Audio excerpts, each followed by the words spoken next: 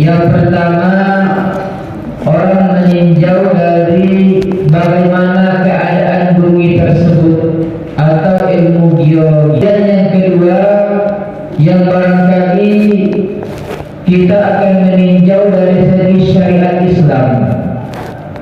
Kenapa musibah itu terjadi? Para ulama memberikan penjelasan kepada kita.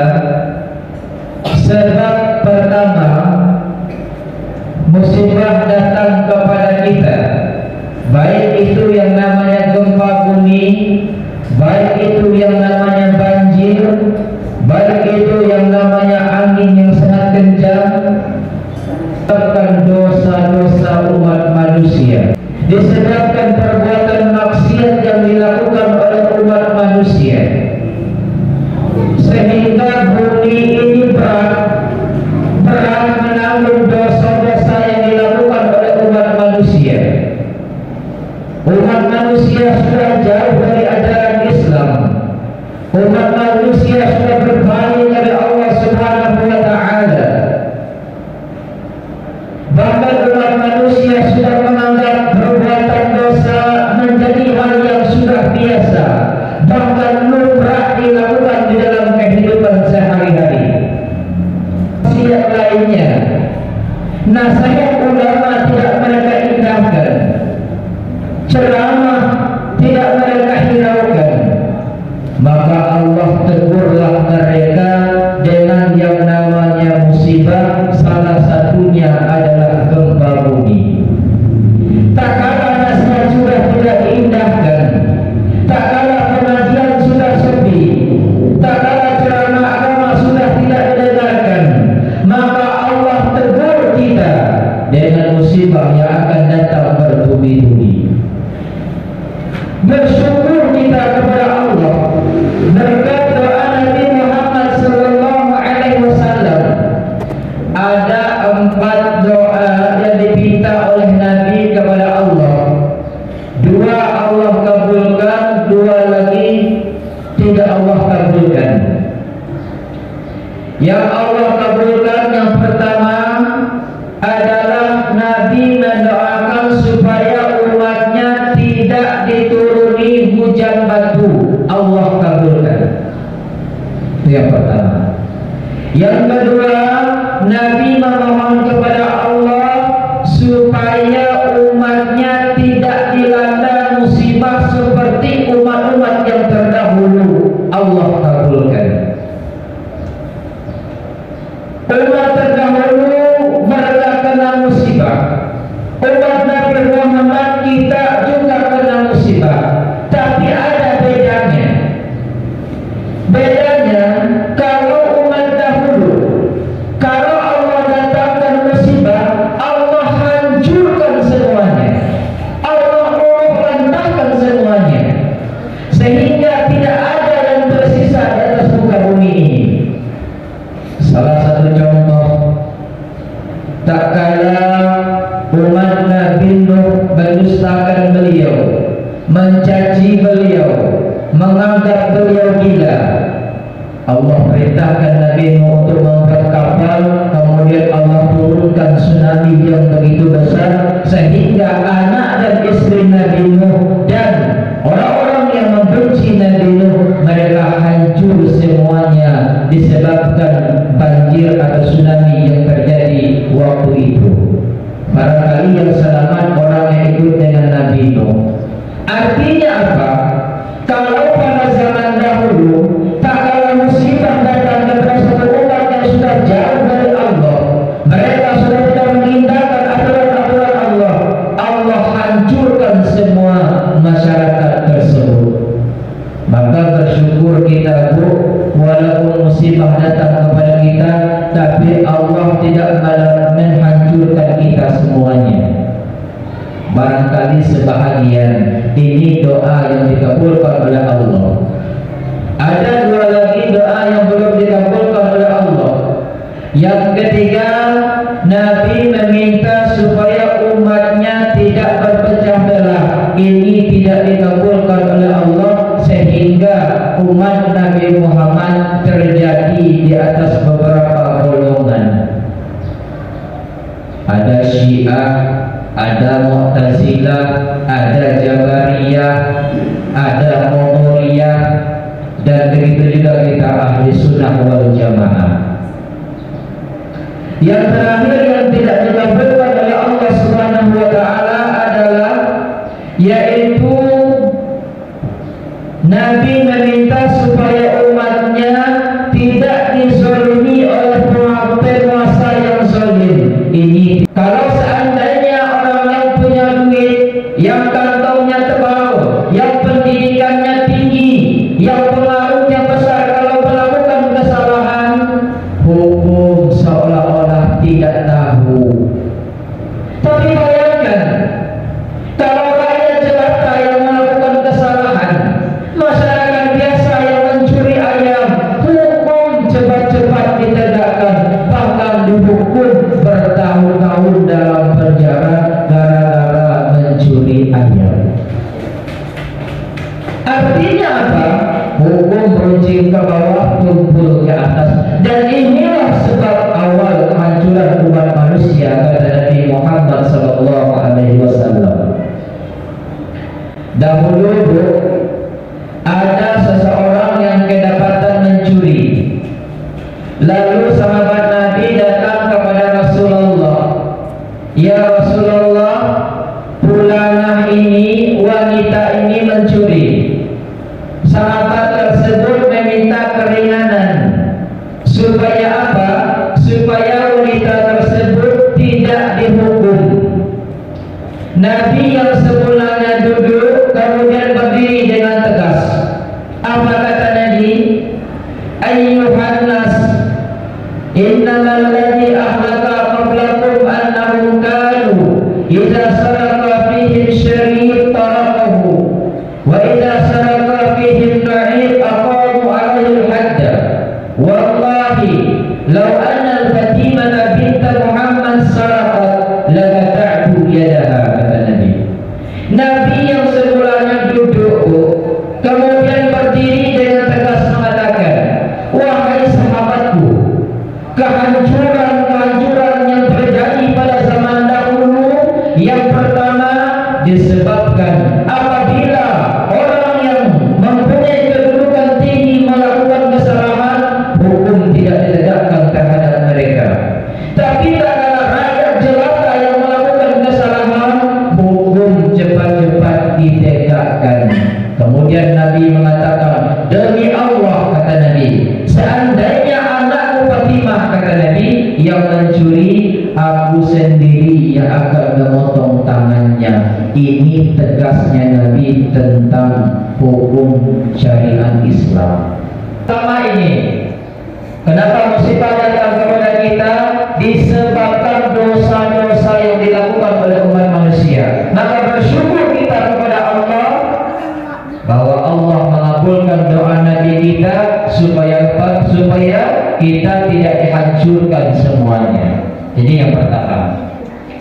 Yang kedua, musibah datang kepada umat manusia, kata para ulama. Yang kedua adalah Allah ingin melihat, Allah ingin mencari. Nah, apa soalnya? Ya, Allah ingin melihat apakah hamba-hambanya itu dengan adanya musibah yang datang, dengan adanya bala yang datang, apakah mereka bersabar atau tidak. Kalau ada yang sering datang ke masjid melaksanakan ibadah salat, kalau ada yang rajin sedekah, kalau ada yang rajin membaca Al-Quran, tapi mendapatkan musibah, berarti itu ujian dari Allah. Dengan adanya ujian tersebut, Allah ingin melihat apakah dia bersabar atau tidak. Kalau dia bersabar dengan musibah tersebut, Allah akan menghapuskan dosanya dan Allah akan mengangkat derajatnya.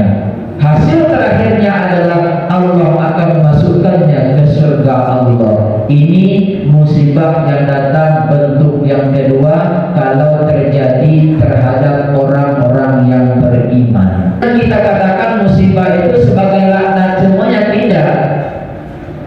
Sesuai dengan tujuannya. Kalau musibah musibah itu didapati oleh orang kafir, itu berarti hukuman. Hukuman di dunia, belum lagi nanti hukuman di akhirat. Yang kedua, kalau musibah itu datang kepada ahli maksiat yang suka melaksanakan maksiat, itu teguran dari Allah supaya dia kembali kepada Allah. Yang ketiga, kalau musibah datang kepada orang yang beriman, berarti Allah ingin melihat hambanya bersabar atau tidak, dan Allah ingin meninggikan derajatnya. Barangkali ini bedanya, Bu, ya, terhadap musibah yang terjadi pada diri kita. Mudah-mudahan Allah tidak memberikan ujian kepada kita di luar kesanggupan kita. Kata para ulama, ada beberapa metode supaya musibah itu tidak datang kepada kita. Yang pertama, yang bisa merubah takdir itu adalah doa. Kecuali kematian, ya. Kematian berapa banyak pun doa itu ya tetap mati, Bu. Ya. Nah, ya. Yang bisa merubah takdir itu adalah doa. Dalam arti kata kita berharap kepada Allah, berdoa kepada Allah supaya musibah yang datang kepada kita sesuai dengan kemampuan kita. Berdoa kita kepada Allah supaya doa kita dikabulkan oleh Allah. Salah satu doa dikabulkan oleh Allah, jangan doa itu tergesa-gesa. Sekali, dua kali, seminggu, 2 minggu berdoa sudah minta dikabulkan, emangnya lu siapa? Ya, Bu. Emangnya lu anak Jokowi? Yang bisa dikabulkan langsung proposalnya. Ya, kita barangkali anak Pak RT, tentu ada tahapnya. Ya, jangan tergesa-gesa maksudnya. Yang kedua, doa iya kalau dikabulkan oleh Allah Subhanahu wa taala kalau kita yakin doa itu sudah dikabulkan oleh Allah. Keyakinan yang perlu kita tanamkan dalam jiwa kita, itulah yang akan dikabulkan oleh Allah Subhanahu wa taala. Yang ketiga, doa dikabulkan kalau kita memuji Allah. Yang keempat, barangkali salawat Nabi. Yang kelima, doa dikabulkan adalah apabila makanan pakaian kita dari yang halal. Ada dahulu orang dalam perjalanan pakaiannya dari yang haram, makanannya dari yang haram, minumannya dari yang haram. Bagaimana Allah akan mengabulkan doa kita? Jadi yang pertama, supaya bala tidak datang kepada kita, mari kita berdoa kepada Allah. Yang kedua, supaya musibah tidak datang kepada kita, mari memperbanyak istighfar. Mohon maaf, Bu, barangkali sering kita menemukan kemaksiatan, barangkali sering kita menemukan perbuatan-perbuatan maksiat. Kenapa di daerah tersebut tidak terjadi musibah? Barangkali ada sebagian orang yang masih berzikir kepada Allah.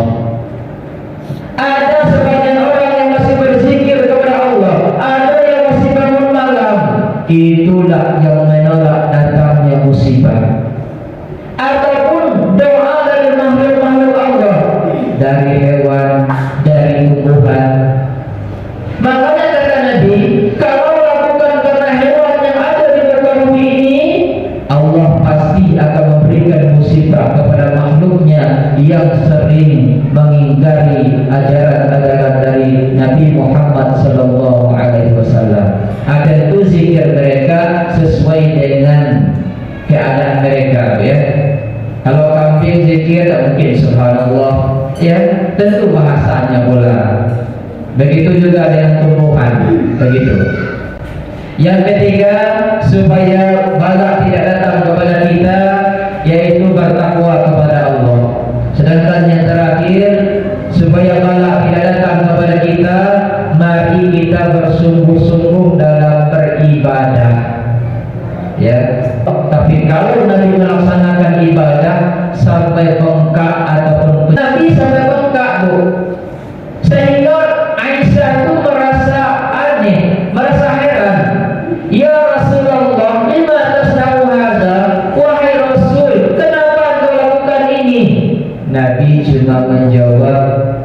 Afala an akuna uhibbu abdan syakura. Wahai Aisyah, tidak sepantasnya diriku ini hamba yang senantiasa bersyukur kepada Allah dengan melaksanakan ibadah. Ada yang ditanya, Bu? Itu ya. Yang pakaian dan makanan yang haram itu berupa apa?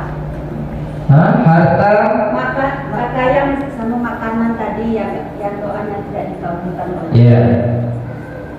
Yang ketiga tadi, yang keempat kalau tidak salah, bahwa doa tidak dikabulkan oleh Allah apabila yang kita miliki berasal dari yang haram. Ya. Artinya sumbernya berasal dari yang tidak diridhoi oleh Allah. Baik itu pencurian, penipuan, yang jelas tidak halal. Pakaian yang kita pakai tidak halal, makanan yang kita makan tidak halal, ini akan membuat doa kita terhambat. Nah, itu yang dilakukan dulu orang yang dalam perjalanan berdoa kepada Allah, tapi pakaian, makanannya, minumannya yang haram, bagaimana Allah mengabulkannya? Ada haram ini dari segi mendapatkannya, dan juga ada haram dari segi jenisnya. Kalau haram dari segi mendapatkannya tentu tidak melalui jalan halal, ya sesuai dengan syariat Islam. Tentu juga ada barang yang haram karena jenisnya. Kejadian yang melanda umat sekarang ini, Bu, ya mohon maaf Bu ya, barangkali di sini tidak ada. Kejadian yang melanda pada saat sekarang ini yang banyak bersumber dari yang haram itu adalah transaksi yang tidak sesuai dengan syariat Islam. Kalau bahasa Al-Qur'annya adalah perbuatan ribawiyah itu ya, bahasa Al-Qur'an. Bahasa kita transaksi yang tidak sesuai dengan syariat Islam. Ada lagi, Bu? Tapi di luar rumah tak saya Ustaz. Kalau mampu ya, insyaallah. Tidak gampang. Misalnya Ustaz dalam perjalanan, misalnya dari sini ke Padang, itu kan kita boleh sholat pasar atau jamaah, Ustaz. Jadi sampai di Padang, belum